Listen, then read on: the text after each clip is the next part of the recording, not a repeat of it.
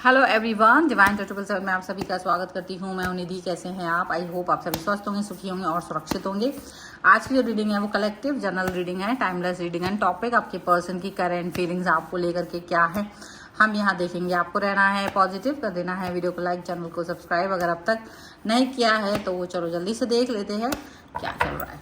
Angels, universe and divine please guide करिए। Okay, सबसे पहला कार्ड नाइट ऑफ Wands का, देन द चैरियट। ओके, इसके बाद में यहाँ पर आ चुका है 7 ऑफ सॉर्ड्स, 5 ऑफ कप्स। काफ़ी इंटरेस्टिंग कार्ड्स आ रहे हैं। चलिए, 7 ऑफ पेंटिकल्स।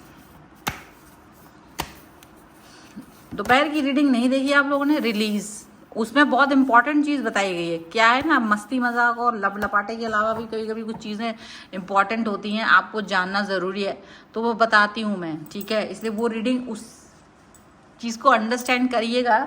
जिन्होंने नहीं देखी है वो ज़रूर जाके देखिएगा। ओके, हाँ, ये ज़रूरी अपनी प्रॉब्लम से बाहर निकलना है कि नहीं। नाइट ऑफ सॉर्ड्स का कार्ड है, तो आप कैसे बाहर निकलोगे वो है, ठीक है। हर समय प्रेम प्रेमिका को छोड़ के आगे बढ़ा करो। द सन का कार्ड है, कभी कभी अपने बारे में भी सोचा करो, ठीक है। ये भी है द टू ऑफ वॉन्ड्स का कार्ड है। एंड वन मोर कार्ड यहाँ पर है क्वीन ऑफ सॉर्ड्स का कार्ड। सबसे पहले हम राशियों की बात कर लेते हैं यहाँ पर। तो जो यहाँ राशियाँ आई हुई हैं वो हैं आपके लिए Aries, Leo, Sagittarius, Libra, Aquarius, Jaimini, taurus, Capricorn, Virgo and cancer, Scorpio, Pisces. 12 ही राशियाँ हैं, मेष से लेके मीन तक राशियाँ हैं सारी।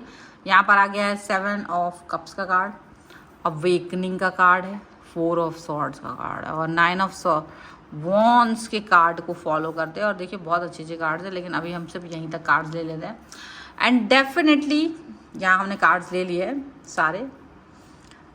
So what is happening here, यहाँ क्या हो रहा है? यहाँ ऐसा कुछ हो रहा है जो अब तक भी नहीं हुआ है, अब तक भी नहीं हुआ। आप एक ऐसे व्यक्ति थे जो खामोश रहते थे, खामोश, शांत, एकदम शांत, लोगों की बातों को प्रतिकार नहीं करते थे। अगर आपके साथ कोई अन्याय कर देता था कोई बात नहीं करने, अन्याय सह लेते थे, जवाब नहीं देते थे, शांति प्रियता कि कौन लड़े इनसे, अभी इनसे बहस करो, फिर इनको समझाओ, अपनी एनर्जी ऑफ हो। तो वो एक ऐसा इंसान आप रहे हो कि कौन लड़े, चलो छोड़ो, बात ही नहीं करते, बात ही नहीं बढ़ाते, चलो ठीक है, ऐसे वाले व्यक्ति आप रहे हो। लेकिन आपकी इसी एक सोच से, आपकी इसी एक आदत से, आपकी इसी एक कारण से कहीं ना कहीं चीज़ें ऐसी हुई कि लोगों को आदत पड़ गई आपको लताड़ने की, झकझोड़ने की, पीटने की, कूटने की, डांटने की, आपको हतोत्साहित करने की, आपको टोकने की, आपको बहुत सारी चीज़ें ऐसे करने की। पता है आपको, आप हमेशा ये चीज़ को ये सोच के बोलते थे कि चलो इंसान को खुद से ही समझ में आ जाएगा, खुद ही समझ जाएंगे कि क्या मैं बार बार ऐसा कुछ कर रहा हूँ। इस समय आपको लगा एक समय पर कि ऐसा यार हो तो नहीं रहा है, क्योंकि आपने जब कभी किसी व्यक्ति को कुछ चीज़ें कही, कब आपने कभी कोई चीज़ कही, तो वो व्यक्ति ने आपकी वो बातों को अंडरस्टैंड ही नहीं किया, आपको इम्पोर्टेंस ही नहीं दिया। तो आपको लगा अरे ये क्या हुआ, मतलब मैं तो हर काम कर देता हूँ इसका, और ये मेरा कोई काम नहीं कर रहा है। तब आपको रियलाइजेशन हुआ कि आपका दिल जो है ना टूट गया है। एक्चुअली आपको तब फील हुआ कि आपका दिल टूटा है। और जब आपका दिल टूटा, तब तक तो देखो इग्नोर करना होता था कि लड़ाई को शांत रखना है, बात का बतंगड़ ना बने, कोशिश करना, शांति प्रियता बनाए रखना है, ये कोशिश आपकी तरफ से होती थी। बाद में जब आपको महसूस हुआ कि इस चीज़ का आपकी कमज़ोरी समझ करके लोग आपको ज़्यादा कोई इंपॉर्टेंस नहीं दे रहे, तब आपको थोड़ा सा दुख हुआ। और वो जो दुख हुआ ना वो बहुत ज़्यादा था। आपको ये लगा कि सच में लोग आपको टोकते रहे और आपने उसको जब जवाब नहीं दिया, तो उसको आपकी कमज़ोरी समझ करके आज आपकी ये दुर्गत की है। आपने लगा कि शायद मुझे अब बहुत समय हो गया है, अब मुझे शायद बोलना चाहिए। यहाँ पर ऐसा हुआ है, लेकिन ये इतना आसान नहीं था आपके लिए, क्योंकि आपकी आदत तो नहीं थी ना किसी से भी जवाब देने की, किसी को टोकने की। तो आपने इसको पहले समाहित किया, अपने अंदर ये चीज़ को विकसित किया कि मुझे ये विकसित करना पड़ेगा, लोगों का टोकना, मुझ पर हावी होना, जो उनकी आदत बन चुकी है अब उसको मुझे तोड़ना पड़ेगा। तो ये जो पैटर्न जो है ब्रेक करने का, वो आप कैसे ब्रेक कर सकते हो?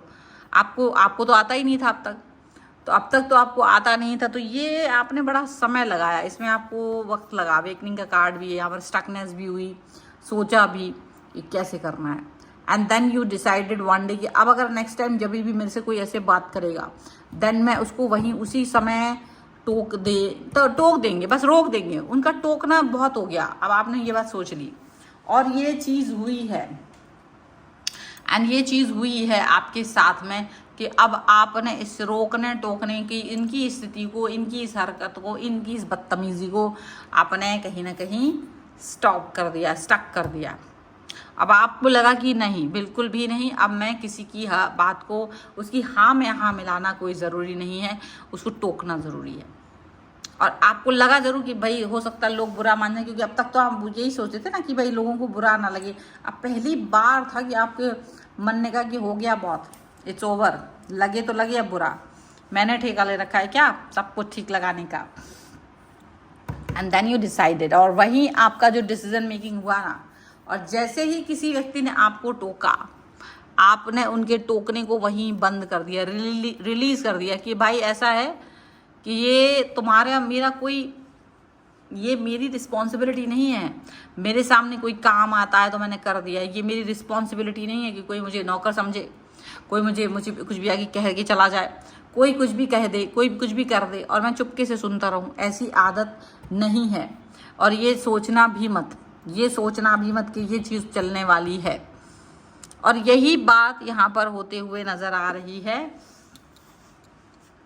कि ये सिचुएशन किस तरीके से वर्क कर रही है, ये सिचुएशन किस तरीके से काम कर रही है, आपको अब समझ में आ रहा होगा। अब आपको ये समझ में आ रहा है कि जैसे ही आपने इस चीज़ को रिलीज़ किया, जैसे ही वो जो एनर्जी आप बहुत समय से अपने अंदर बना के रखे हुए थे ना कि अब मेरे को टोकने वाला जो आएगा तो उसको देख लिया जाएगा, and then you decided, and जैसे ही आपने रिलीज़ किया तो आपको एक बहुत अच्छा महसूस हुआ मन में कि यार पहली बार है कि मैंने किसी को जवाब दिया, मैंने उसको रोकने और उसके टोकने पर उसको जवाब दिया, एक प्रॉपर जवाब जो मुझे पहले ही दे देना चाहिए था।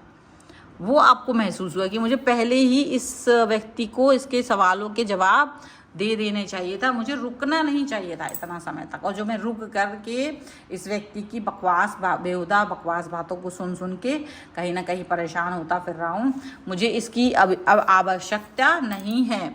आपने जब ये चीज़ बोली, जब आपने ये चीज़ को अंडरस्टैंड किया, तब आप लोगों की नज़रों में एकदम से ना एक हो गए कि अरे ये कैसे हुआ, ये कैसे हुआ। लोगों ने आपको हालांकि ओवर पावर करने की कोशिश की कि हाउ डेयर, तुम्हारी इतनी हिम्मत कैसे हुई, तुमने इसका जवाब दे दिया मुझे, तुम्हारी इतनी हिम्मत, तुम्हारे जैसा व्यक्ति जो कभी मेरे सामने मुंह नहीं उठाता था, बात नहीं करता था, वो ये वो, और वो व्यक्ति मेरे से बात कर रहा है, वो व्यक्ति मुझे जवाब दे रहा है, वो व्यक्ति मुझसे ऐसे बात कर रहा है। तो आपको लगा कि क्या मुझे लोगों ने वैसा ही समझ लिया था क्या, कि जो जवाब नहीं देगा, जो बोलेगा नहीं, जो कुछ भी कह के चले गए, आपकी बात सुनते रहेंगे, आपको जवाब नहीं मिलेगा। क्योंकि सचमुच ऐसा होता है, जब आप किसी को जवाब नहीं देते हैं ना तो लोग वही सोचते हैं, वो टोकते रहते हैं आपको, उन्हें लगता है ये तो मेरा काम है। और आप जब सही समय पर नहीं टोकते हो ना तो ऐसे ही होता है। और एक सही समय पर, चलो ठीक है बहुत समय तक नहीं भी टोका आपने, लेकिन अब अगर आपने टोका है ना, अब आप इनके सवालों के जवाब देने शुरू कर चुके हैं ना, तो अब इनको बुरा लग रहा है, इनको लगता है कि नहीं, आपका सर हमेशा झुका रहना चाहिए था मेरे सामने हमेशा की तरह। और आपको आपका टोकना देख करके ना इनके तो होश तो वैसे उड़ गए हैं कि यार किसकी इन्फ्लुएंस में आकर ये व्यक्ति इतना ज़्यादा, इसका मतलब दिमाग खराब हो गया।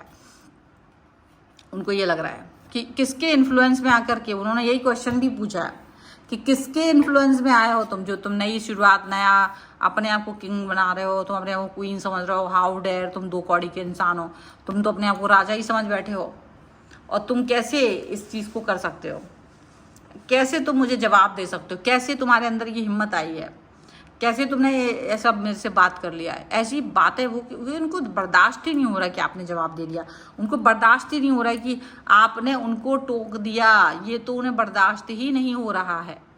अब ये बर्दाश्त नहीं हो रहा है तो ये उनकी दिक्कत है, पता है। फिर आपने उनको यही याद दिलाया कि जब कभी मुझे आपकी आवश्यकता थी, क्योंकि मैं तो हमेशा से आपको इज्जत ही कर रही थी, हमेशा से इज्जत ही दे रहा था, लेकिन जब मुझे आपकी ज़रूरत पड़ी, जब मुझे ज़रूरत पड़ी उस एहसास की कि शायद मुझे उस इम्पोर्टेंस को, मेरी अंडरस्टैंडिंग को समझा जाए, तब मुझे बेकार का समझा गया। And at that time I decided कि तुम लोगों को टोकना पड़ेगा। और आपने ये भी उन्हें बताया कि केवल ना केवल टोकना पड़ेगा, बल्कि आपको बहुत समय लगा इसको करने में, क्योंकि आपकी आदत नहीं थी। तो कहीं ना कहीं आप उनसे उल्टा नाराज़ हो कि तुम्हारी वजह से जो मेरा प्राकृतिक स्वभाव शांति वाला है, वो शांति वाला स्वभाव खराब हुआ बिकॉज ऑफ यू पीपल। क्योंकि अगर तुम लोग मेरे सामने नहीं होते, इर्द गिर्द नहीं होते, तो शायद मैं ऐसा व्यक्ति बन ही नहीं पाता, कभी भी मैं ऐसा व्यक्ति होता ही नहीं। मैं तो एक अच्छा व्यक्ति होता, मैं तो एक बहुत प्यारा व्यक्ति होता, मैं तो एक बहुत ही अच्छा कनेक्ट होने वाला व्यक्ति होता, एक बहुत ही सुदृढ़ व्यक्ति होता, बट बिकॉज ऑफ यू, तुम्हारी वजह से मुझे ऐसा बुरा वाला व्यक्ति बनना पड़ा है।